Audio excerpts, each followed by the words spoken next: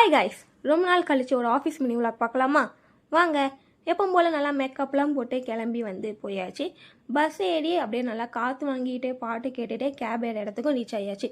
விட்டால் கேபை கொண்டு போய் ஆஃபீஸ் பக்கத்தில் நிப்பாட்டி வச்சுடுவாங்க போல். 1 கிலோமீட்டர் நடந்து போயிட்டு இருக்கேன். செம்ம கடுப்பாக இருந்தது. அப்படி டயர்டாக போய் அந்த கேபில் அந்த ஏசியில் உட்காந்தா தான் அப்பாடான்னு ஃபீல் இருக்கும்.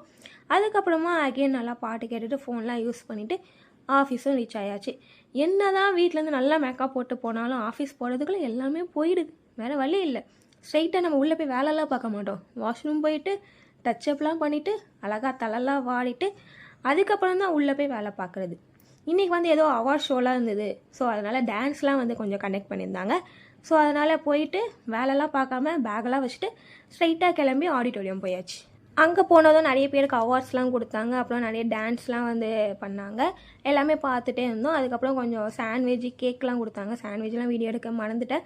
அப்புறம் சமோசாலாம் வாங்கி சாப்பிட்டு கேக்லாம் சாப்பிட்டு அகைன் உள்ளே போய் ஒர்க் பண்ண ஸ்டார்ட் பண்ணோம். அப்புறம் நைட்டு டின்னர் வீட்டிலேருந்து இன்றைக்கி கொண்டு போகலாம், அங்கே போய் வாங்கிக்கலான்ற ஐடியாவில் தான் போனேன். ஒரு தோசை 40 ரூபா கொடுத்து வாங்கினேன். எடுத்து வாயிலையும் வச்சேன். உப்பே இல்லைங்க. சாம்பார்லேயும் உப்பு இல்லை, சட்னிலையும் உப்பு இல்லை. இதுக்கு பேசாமல் வீட்டிலேருந்தே கொண்டு போயிருக்கலாம்னு தோணுச்சு. சரி ஓகே, அந்த 3 தோசையை சாப்பிட்டுட்டு அகெயின் வெளியே வந்துட்டு அப்படியே ஜாலியாக சுற்றி பார்த்துட்டு மறுபடியும் போய் டச்சப்லாம் பண்ணணும். ஏன்னா இன்னும் செகண்ட் ஹாஃப் இருக்குல்ல, அப்போ கொஞ்சம் நல்லா இருக்கணும்ல பார்க்க. அதனால் அகெயின் செகண்ட் ஹாஃபில் போயிட்டு வேலைலாம் பார்த்துட்டு கொஞ்சம் ஃபோட்டோஸ்லாம் எடுத்துட்டு அப்புறம் இன்றைக்கி எங்கள் டீமில் வந்து ஒரு பையனுக்கு பர்த்டே. ஸோ அவனுக்கும் அழகாக போய் கேக்லாம் கட் பண்ணிவிட்டு அந்த கேக்கு சரியான டேஸ்ட்டாக இருந்தது. சாக்லேட் ரஃபல் தான் செம்ம டேஸ்ட்டாக இருந்தது. அதையும் நல்லா சாப்பிட்டுட்டு இன்றைக்கி வந்து டீ குடிக்கலை, ஏன்னா வந்து நைட்டு கேக் சாப்பிட்டோம்ல. அதனால் போகிற வழியில் வெண்டிங் மிஷினில் மில்கி பார் இருந்தது.